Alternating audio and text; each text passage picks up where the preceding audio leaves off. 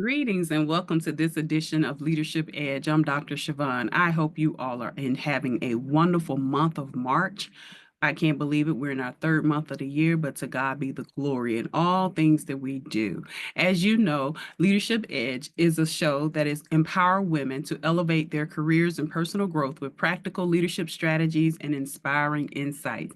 And I'm excited because just like in the month of February, we celebrated Black History Month, and I recognize women every week in regards to Black history. And I just want to say I salute every woman who has had an impact on every mountain of influence in this nation and across the world. So give yourself a round of applause, whether you're a mother, whether you're a wife, whether you're a sister, whether you're an aunt, whether you're an entrepreneur, whether you're a person that goes out on the mission field, whether you're a teacher, whether you're a lawyer or a doctor, you are having and making an impact on the next generation. And we applaud you this month. Of course, this episode is unlike any other episode. Our topic today is Cultivate Self-Reflection. As I've mentioned before, these topics are an extension of our January newsletter where we were talking about owning your leadership voice. And I just want to continue on that topic and expanding because I believe it's very important for women to recognize we do, number one, have a voice. Number two, how to use our voice. And number three, never to be afraid to speak up when the opportunity comes. So what do I mean about self-reflection? Well, the first thing that came to mind was one of the great songs that Michael Jackson wrote was Man in the Mirror. I mean, when you think about it, when the first opening phrase of his song, he says, I'm starting with the man in the mirror. And that's what self-reflection is, starting with the man in the mirror. So if you've ever looked at yourself in the mirror, what do? You usually typically look from face down below. So if you're fortunate where you have the full body mirror, which I think everyone should have when you're, of course, getting together, you're dressing, you should be able to see the full picture. And that's what self-reflection is, taking a look at yourself and getting the full picture of what's going on. And I'm talking about not just on the exterior, but looking within oneself to really say to yourself, okay, where do I need to consciously make improvements? We should always, as leaders, want to be the best that we can be. And the first start is that self-reflection.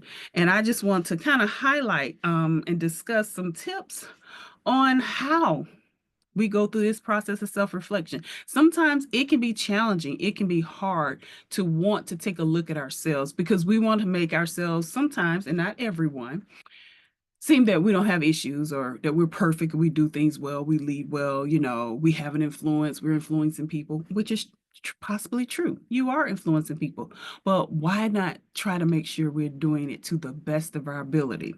And so let's align our leadership styles, that's number one, with our core values. So first and foremost, have you define your core values? One of my core values within my organization is family. And I believe that we should value family. We should value the godly family structure. And when I say family, that means I think, and this is how Chavonne thinks, when the holiday season comes around, it's very important for me as a person who believes in family to make sure that my people are having that family time. And so since holidays are very important to me, I try to make a conscious effort to make sure that I give the appropriate time off. And that's the benefit of being an entrepreneur. You can set the precedents for your organization. And from there, people can benefit from those things that you value the most. And since I value family, I believe certain times of the year, it doesn't kill you to close a few days to give people time with their family.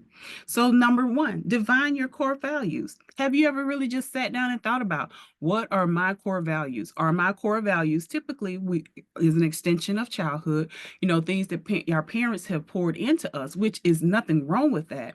But does it align with what you think and how you're thinking in this moment and this time? And so you may have to redefine your core values, but make sure that you're clear on what your core values are.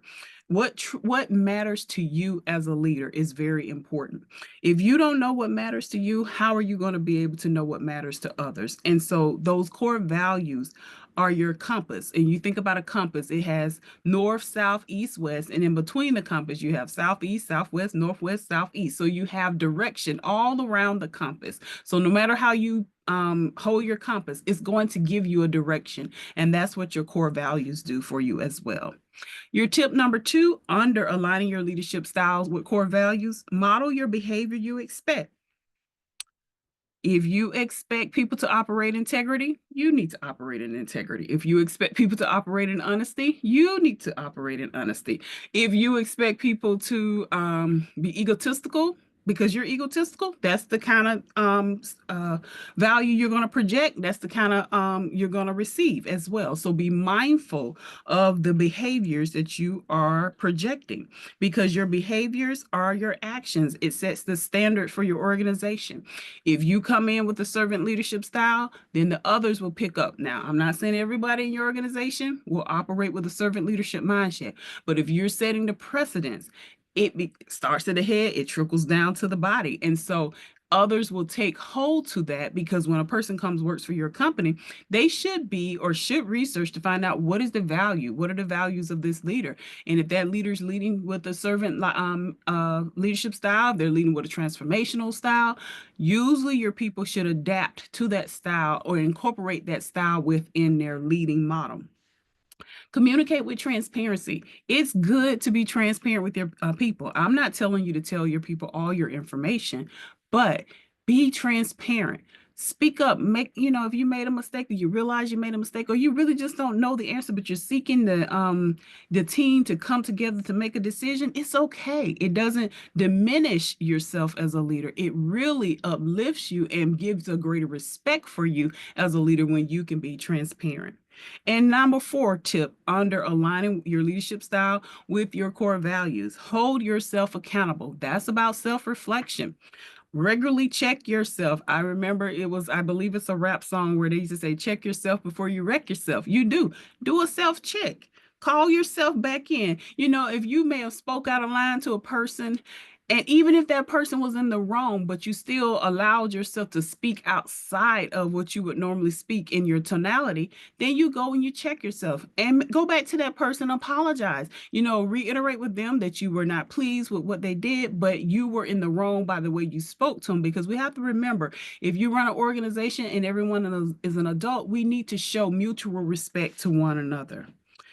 I know with myself, when I think about everything that I just shared with you, a lesson that I've learned is just from a previous position where I was a manager. I was a good manager. A manager is the one that does a lot of the daily operations. But at that moment, I didn't think of myself as a leader. But when I look back in that reflection, I realized that I was a leader as well. I had the potential to impart in people, but because I didn't recognize it, because I had not done self-reflection, I didn't know how to truly lead. Now, every now and then I knew how to encourage, but could I have been a better leader? Yes. But at the time, I wasn't thinking about my core values. I wasn't thinking about my leadership style. But now looking back, I see where I could have done better, because at that time I was managing a lot of high school students. That was the next generation. That was the generation up under me. I could have poured more into that generation, to where now, who's to say where they could be because of what I have done as a leader. But in the end, I did that self-reflection. I took a look back on my life and I said, Chavonne, these are areas where you can improve going forward. And that's what I strive to do. So let me give you some examples of how self-awareness strengthens you as a leader. You first foremost should recognize your communication strengths, and those strengths can inspire and motivate your team. So if you are a great listener, that means a person who has the ability to actively listen. That's a great skill to have. That means you know how to operate verbally and non-verbally, which is very excellent, because that lets the people know and feel as if you truly care about their well-being and how well they're going to do in that workday and in work as a whole. Also, another way is knowing your personal triggers and emotional responses. Be aware of yourself. What triggers you? What gets you upset? know it. And so when you recognize it, it shouldn't take hold. It shouldn't cause you to react in a way. You should be able to talk yourself down, giving yourself that pep talk. Like they always say, okay, it's okay to talk to yourself, but don't respond to yourself. But talk yourself down. You know what makes you angry. Like a pet peeve of mine, for example, is being on time. I don't understand why people think that it's okay if your job is scheduled you from 9 to 5, you get there at 9 and 9:05, and then you come in, you go to breakfast, you sit down, you chat to people. So technically, you don't get to work and get started till almost 10 o'clock.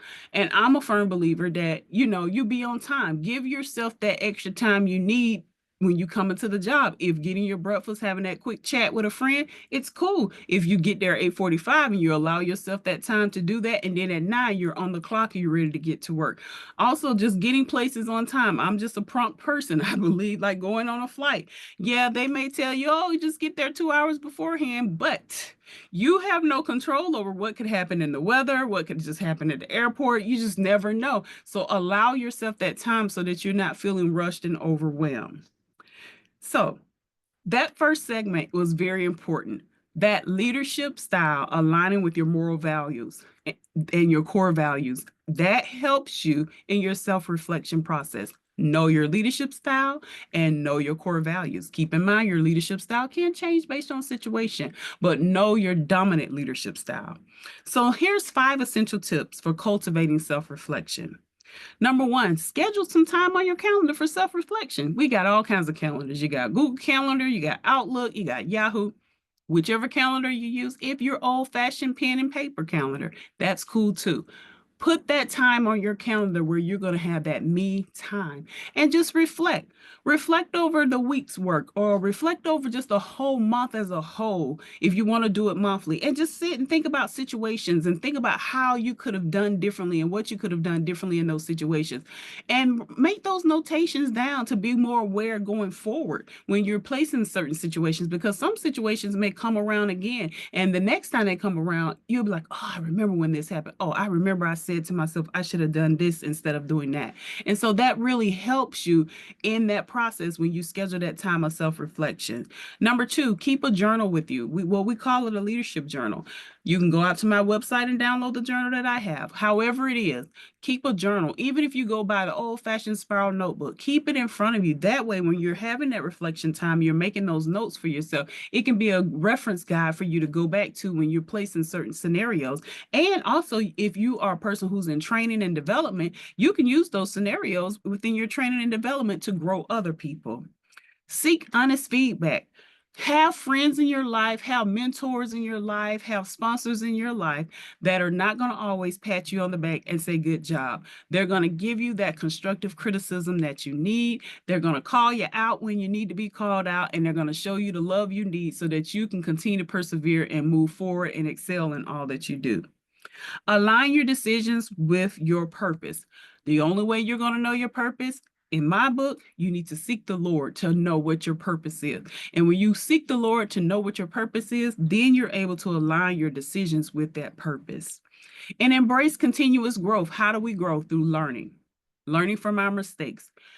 Fear of failure, there's no such thing. You learn from your failures. Don't allow failure to cripple you. Allow failure to help you learn. And so that is a good example. And I'm going to talk about that a little bit more. Continuous growth. My trade is I'm a master cosmetologist. And when I finished school, I was ready. I said, I'm going to do this. But then there was something there that I didn't realize how deep it was. And it was a fear. And I had a fear of marketing myself. I didn't know how to sell myself. And so I could only go so far with doing hair.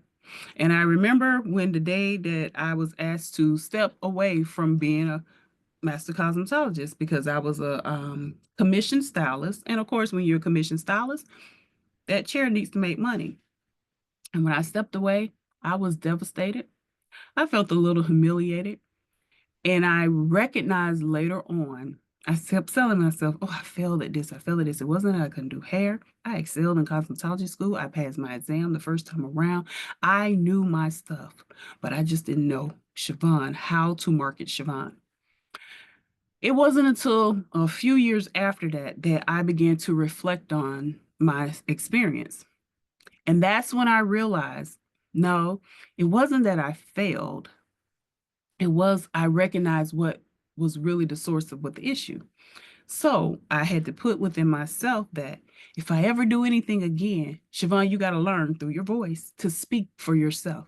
You got to know yourself, going back to knowing your purpose, and you got to know your values to be able to speak for yourself. And that's what I'm here to teach you today. And I hope that everything I have shared with you has been a blessing and has opened up your eyes to see yourself in a different light as well. So here's some action steps I want to give you. When you're reflecting on your journey, use it as a learning experience. These are teachable moments for you. Laugh at yourself. It's okay when you make mistakes. Laugh at yourself. Journal everything that you have. Keep a record of everything that you have, because those records allow you to go back and say, oh, I remember when I did this, but I remember when I learned from it because I achieved this as a result of it. And I invite you right now, based on everything that I shared, to share your comments with us. You can share your comments in our box down below, or you can email us at info@globalleadershiptechniques.com, as well as you can email us at Chavonne@globalleadershiptalk.com, because we want to hear from you.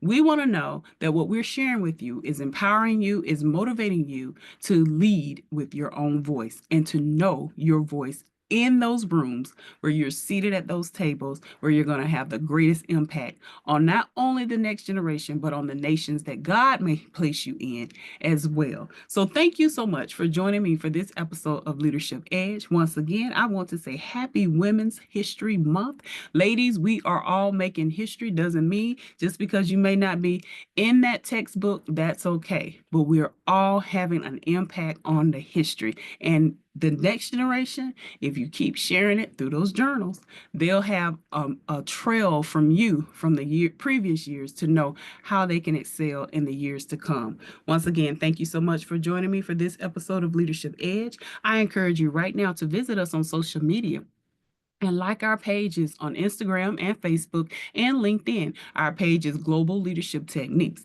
Also, I encourage you to subscribe to our YouTube channel. That way, you'll be notified immediately when our next Leadership Edge show will pop up. If you have any questions, you can also email me at Chavonne@globalleadershiptechniques.com. And if there's still some hindrance there's something stopping you, I have the best thing for you. I encourage you to click on our link below and take a journey on our webinar called Unstoppable You. It's a free webinar that we're offering to each and every one of you. All you have to do is click and you'll receive all the details on how to access that webinar. If you have any questions, once again, please don't hesitate to reach out to me, and I look forward to seeing you next time on our next episode of Leadership Edge. Have a blessed day.